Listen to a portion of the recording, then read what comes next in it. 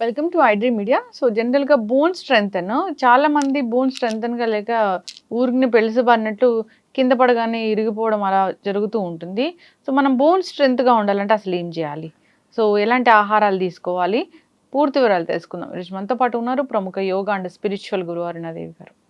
Ma'am నమస్తే అండి. నమస్తే. మ్యామ్ జనరల్‌గానే కొందరిని చూస్తే ఊరికే ఇట్లా కొంచెం స్లిప్ అయినా గానీ విరిగిపోతూ ఉంటాయి ఎముకలు. సో ఇలా గట్టిగా పట్టుకున్నా గానీ విరిగిపోతూ ఉంటాయి గూడా. సో ఎందుకు అంత పెళుసుబారిపోతూ ఉన్నాయి? అది ఏమైనా ప్రాబ్లమా? ఆస్టియోపోరోసిస్ అంటాం. హ్మ్. అంటే పెలుసుబారిపోవడం అనమాట హ్మ్. తొందరగా. ఇప్పుడు ఒకప్పుడు అది 50ల్లో అట్లా ఎదుర్కొనేవాళ్ళు. ఇప్పుడు అది 30లకి వచ్చేసింది. 30 ఇయర్స్ నుంచి కూడా మనకి డెఫిషియన్సీ మినరల్ డెఫిషియన్సీ వస్తుంది. అంటే ముఖ్యంగా మనం అర్థం చేసుకోవాల్సిన విషయం ఏంటంటే బోన్స్ తయారయ్యేది ఒక్క కాల్షియంతో కాదు. అంటే మనం ఒక్క కాల్షియం వేసుకుంటే బోన్ ఏమీ హెల్దీగా అవ్వదు. బోన్ హెల్దీగా ఉండాలంటే మనకి 12 మినరల్స్ కావాలి. ఈ మొత్తం 64 మినరల్స్ ఉంటాయి మన బాడీలో. ఈ 12 మినరల్స్ బోన్కే అవసరం. ఈ 12 మినరల్స్ వస్తేనే ఉంటేనే మన బోన్ హెల్దీగా ఉంటుంది. మనం జనరల్గా ఏమనుకుంటాం, ఏదైనా నొప్పి రాగానే అరిగిపోయినాయి అనగానే లేకపోతే వెంటనే మనం ఇచ్చేసేది ఏంటి, కాల్షియం సప్లిమెంట్. కాల్షియం సప్లిమెంట్ అది ఏదైనా కానీ వేసుకోవడం వల్ల మీ బోన్ హెల్దీగా మారదు. అది ఎన్ని రోజులు వేసుకుంటారు? రెగ్యులర్గా కూడా వేసుకోకూడదు. కొన్ని రోజులు వేసుకోగానే అది ఒక స్టోన్ పౌడర్, అంతే, లైమ్ స్టోన్ పౌడర్. అది కాల్షియం, అది ఒక రాయి వేసుకున్నట్టే లోపల. దానివల్ల టెంపరీగా మీకు ఏదైనా రిలీఫ్ వస్తుందేమో కానీ మీకైతే కాల్షియం రాదు. మన రిపోర్ట్స్లో ఒక నెల 2 నెలలు వాడగానే చూపిస్తుంది కాల్షియం ఉన్నట్టు. అవి ఆపిస్తే మళ్ళీ అగైన్ ఉండదు. మనకి 12 మినరల్స్ మనకు ఉంటేనే మన బోన్ హెల్తీగా ఉంటుంది.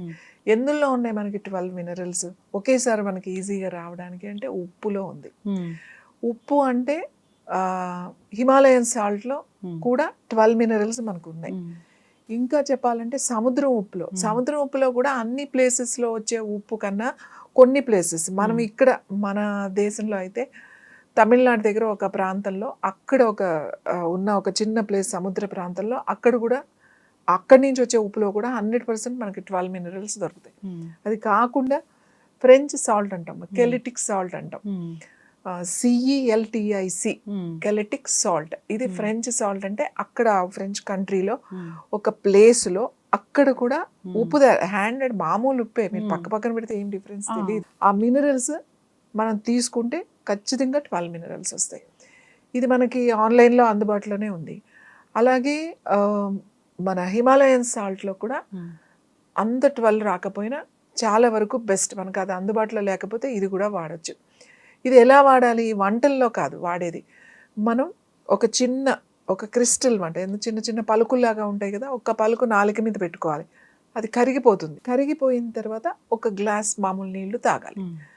ఇలా ఎక్కువ ఆస్టియోపోరోసిస్ ఉంది, ఆల్రెడీ ఎముకలు అరిగిపోయినాయి, ఇలాంటి ప్రాబ్లమ్స్ ఉన్న వాళ్ళు ప్రతిరోజు 3 పూట్ల 3 పలుకులు నోట్లో వేసుకుని, అంటే ఒక్క పలికే ఒక్కసారి, పొద్దున ఒకసారి, మధ్యాహ్నం ఒకసారి, సాయంకాలం ఒకసారి, ఇలా ఒక నెల రోజులు చేశారు అని అంటే మీకు కావాల్సిన 12 మినరల్స్. ఎందుకంటే మన ఎముక ఆరోగ్యంగా ఉండాలి అని అంటే మనకి బ్రోరాన్ కావాలి, బ్రోమియం కావాలి, తర్వాత సిలికా కావాలి, సిలీనియం కావాలి, సల్ఫర్ కావాలి, పొటాషియం కావాలి, ఐరన్ కావాలి, కాల్షియం కావాలి, magnesium, it's very important, magnesium కావాలి.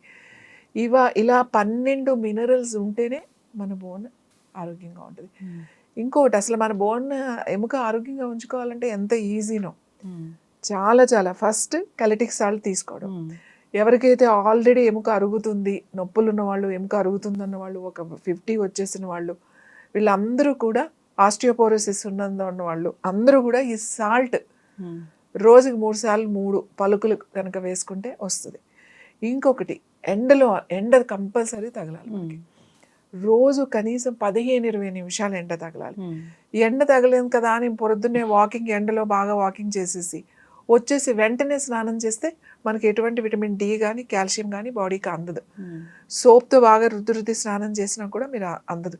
మనం ఎండ నుంచి వచ్చే కిరణాలు ఈ స్కిన్లో ఉంటాయి. ఆ రేజ్, ఆ కిరణాలు స్కిన్ నుంచి మన బాడీకి వెళ్ళడానికి 2 గంటలు టైం పడుతుంది. కాబట్టి మీరు ఎండలో కూర్చున్నా, ఎండలో వాకింగ్ చేసినా, ఏం చేసినా కూడా మీరు లోపలికి వచ్చిన తర్వాత కనీసం 2 గంటల తర్వాత మీరు స్నానం చేయాలి. స్నానం చేస్తే అప్పుడు మీకు విటమిన్ డి అండ్ కాల్షియం కూడా వస్తుంది, బోన్ స్ట్రెంత్గా ఉంటాయి. మూడు మనం తినే ఆహారం. గ్రీన్ వెజిటబుల్స్ అన్నిటిలో కూడా కాల్షియం ఉంటుంది. ఆకుకూరలు, పాలకూర, తోటకూర, చుక్కకూర, బచ్చల కూర అన్ని గ్రీన్స్ అనేవి రోజు మనకి ఒకటి ఉండాలి. మనం కుక్ చేసుకున్నాం, మనం పాలకూర తింటాము, చుక్కకూర, తోటకూర, గోంగూర ఇవన్నీ ఉన్నాయి, చాలా ఆకుకూరలు ఉన్నాయి. ఈ ఆకుకూరలన్నీ చాలా చాలా చాలా మంచిది. ఇంకా అన్నిటికన్నా మన తినే ఆహారంలో మనకి ఇలా తినగానే కాల్షియం వచ్చేయాలి అని అంటే నల్లేరు. నల్లేరు మనకి ఇప్పుడు వర్షాకాలం, శీతాకాలం బాగా ఉంటుంది, వేసవకాలం దొరకదు. ఎక్కడంటే అక్కడ తాటి చెట్ల మీద అక్కడ బయట పాకుతూ ఉంటుంది, అది ఇంతంత ఉంటుంది అన్నమాట. ఆ నల్లేరు కనుక తీసుకొచ్చి చక్కగా పచ్చడి చేసుకున్న దాన్ని కొంచెం ఊరికే పాపాయిని తీసేసి కాస్త వేయించుకొని పచ్చడి చేసుకున్నారనుకోండి, చాలా బాగుంటుంది. ఏదైనా ఇరిగిపోయినప్పుడు అలాంటప్పుడు కూడా, విరిగినప్పుడు దానికి అతకడానికి కొంచెం టైం పడుతుంది కాబట్టి ఈ నల్లేరు పచ్చడి కనుక వారానికి 3-4 రోజులు కనుక తింటే తొందరగా అతుక్కుంటుంది. కాబట్టి అలానే తర్వాత బఠానీ, శనగలు, పచ్చి బఠానీ, తర్వాత శనగలు ఉంటాయి కదా, పెద్ద శనగలు, ఈ దీంట్లో కూడా కాల్షియం ఉంటుంది. కాబట్టి మనం రెగ్యులర్గా తీసుకునే ఫుడ్లోనే కాల్షియం ఎక్కువ ఉంటుంది. ఇంకా ఆముదంలో ఉంటుంది. మనం ఆముదం చెప్పాం, ఆముదంలో కాల్షియం ఉంటుంది. అంటే అన్నిటిలోనూ కాల్షియం ఉంది, కానీ ఆముదంలో ఉన్న కాల్షియము బాడీ బాగా అబ్జర్వ్ చేసుకుంటుంది, పూర్తిగా అబ్జర్వ్ చేసుకుంటుంది. మనకి ఇందులో కూడా కాల్షియం ఉంది. మనం తినే ఆహారంలో, పాలల్లో ఉంది, బాదంలో ఉంది, అన్నిటిలోనే ఉంది. కానీ దాంట్లో పూర్తిగా బాడీ తీసుకోదు. కానీ మనం కాల్షియం ఎక్కడ పూర్తిగా బాడీ అబ్జర్వ్ చేస్తుంది అంటే ఆముదంలో. కానీ అలా అని చెప్పి ఆముదం ఎక్కువ తాగకూడదు. ఈ ఆముదం ఎక్కువ తాగామంటే అది డిహైడ్రేషన్ అయిపోతుంది, తర్వాత డయేరియా వచ్చేస్తుంది, మోషన్స్ అయిపోతాయి, ఇవన్నీ అవుతాయి. అంటే దాన్ని ఎలా వాడాలో తెలుసుకోవాలి. ఆముదం, వంట ఆముదం అంటారు, అందుకే వంటలో వేసుకునేది అనమాట. అంటే మామూలు నూనెలాగా వాడకూడదు దాన్ని, తాలింపుల్లోనూ అట్లాంటివి వేయకూడదు. ఉడుకుతున్నప్పుడు ఒక స్పూన్ వేయడం. ఆకుకూర వండుతున్నాం, తోటకూర, గోంగూర ఏదో ఒకటి వండుతాం కదా, ఆ వండుతున్నప్పుడు అది ఉడుకుతున్నప్పుడే ఒక స్పూన్ దాంట్లో వేయడం. ఒకవేళ మన ఇంట్లో నలుగురికి, ఒక 5గురికి వండుతున్నాం అనుకోండి, చిన్న స్పూన్తో, టీ స్పూన్తో 2 స్పూన్లు వేయడం, అది ఉడుకుతుంది అనమాట. అలాగే మనం రొట్టెలు చేస్తూ ఉంటాం, చపాతీ కానీ అలాంటివి చేసినప్పుడు మనం పిండి కలిపేటప్పుడే ఒక రెండు చిన్న స్పూన్తో 2 ఆముదం వేసుకుని పిండి కలుపుకోవడం, సాఫ్ట్గా వస్తుంది, డైజెషన్ బాగుంటుంది. పప్పులో కూడా, పప్పు, ఆకుకూర, మనం పప్పు, టమాటా పప్పు, దోసకాయ ఇలా పెడతాం కదా, పప్పు అన్నీ పెట్టినప్పుడే ఒక 2 స్పూన్స్ పెట్టేసుకోవాలి ముందే. తర్వాత చాలామంది ఏం చేస్తున్నారు అంటే వండేసిన తర్వాత దాంట్లో కలుపుతున్నారు, అలా కాదు, ఉడుకుతున్నప్పుడే కలుపుకోవాలి. పప్పుకు మంచి రుచి వస్తుంది, అది బాగా ఉడుకుతుంది. అది తింటే ఎవరికైనా పప్పు చాలామందికి అరగట్లేదు అని అంటారు, అలాంటి వాళ్ళకి మంచిగా డైజెషన్ బాగుంటుంది, మనకి కాల్షియం అబ్జర్వ్ చేస్తుంది. కాబట్టి ఆముదాన్ని వంటలో వాడాలి. ఎప్పుడైతే మనం ఆముదాన్ని వంట నుంచి తీసేసామో ఈ ప్రాబ్లమ్స్ అన్నీ మొదలైనవి. ఎందుకంటే ఒకప్పుడు అసలు ఆముదం అంటే అది ఇంట్లో పిల్లలు, ఎదిగే పిల్లలున్నా, చంటి పిల్లలున్నా, పెద్దవాళ్ళున్నా ఆముదం ఇంట్లో ఉండేది. ఆ ఆముదం అనేది ఎందుకు మర్చిపోయామో మనం తెలియదు. కానీ ఇప్పుడు అంటే మనం చెప్పిన తర్వాత చాలామంది ఆముదం వాడుతున్నారు. ఆముదం అంటే నేను చెప్పే అమ్మ లాంటిదే, అది మిమ్మల్ని చల్లగా చూస్తుంది అని చెప్పి. ఆముదంలో కూడా కాల్షియం ఉంది, బాడీ అబ్జర్వ్ చేస్తుంది కాల్షియం. సో మనం హెల్దీగా, మన బోన్స్ హెల్దీగా ఉండాలంటే ఏమేం చేయాలి? ఫస్ట్ కెలిటిక్ సాల్ట్ లేదంటే హిమాలయన్ సాల్ట్ ఒక పలుకు వేసుకొని కరిగిపోయిన తర్వాత ఒక గ్లాస్ నీళ్ళు తాగాలి. ఇంకొకటి గ్రీన్ వెజిటబుల్స్, రోజు ఖచ్చితంగా ఒక గ్రీన్ ఉండాలన్నమాట, పచ్చగా, ఆకుపచ్చగా ఒకటి ఉండాలి ఖచ్చితంగా. అది పాలకూర, తోటకూర, చుక్కకూర, ఏదో ఒక కూర ఖచ్చితంగా ఉండాలి. తర్వాత ఆముదం వంటలో వాడడం మొదలు పెట్టాలి. తర్వాత ఎండలో ఉండడం, ఎండ తగలాలి, ప్రతి ఒక్కరికి కూడా ఎండ తగలాలి.